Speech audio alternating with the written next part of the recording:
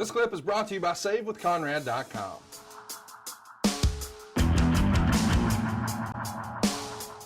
All right, here we go. So we start in Milwaukee, Wisconsin. That's right, the city that's made famous by the Crusher. And we're at the Mecca here. It's August 1st. The Horsemen are going to begin the month with a War Games match. It's Dusty, Lex, Sting, and the Road Warriors, and they would defeat the NWA World Champion Ric Flair, Barry, and you and Tully and JJ in the War Games.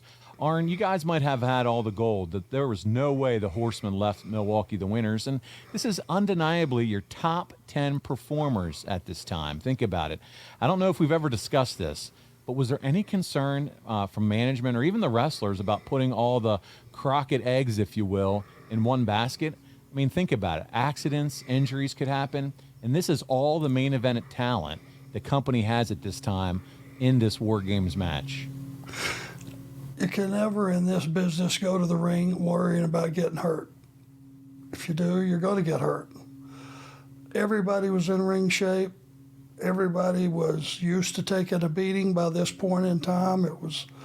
All those guys were very, very physical. And so it was just one of those things that the real shocker of it was that you could have that many guys in one match and still have a full card of excellent talent.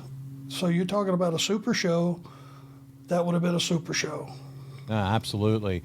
What a card, if you can only imagine. But the headline really, I'm sure, brought all the fans out. And we'll move along because the next day you're now down to Columbus, Georgia, second from the top. You have the Horsemen, and here we go, the Midnight Express, wrestling to a double DQ. And in the second half of the double shot from the Municipal Auditorium in Sioux City, you and Tully, alongside with an H, lose to Sting, Dr. Death, and Nikita. And oh, by the way, Arn, on the third, you're going to Seattle, Washington. All four of the Four Horsemen were in the main event, losing to Lex, Nikita, and the Road Warriors. And I got to pause right here. 3 days, 4 cities, 4 matches, and we're just getting warmed up, my friend. This is the grind that you've spoken about before on this show time and time again. And this just isn't going from the north to the south. Now you're flying over to Seattle. And Crockett's running towns that are not necessarily always filled with fans.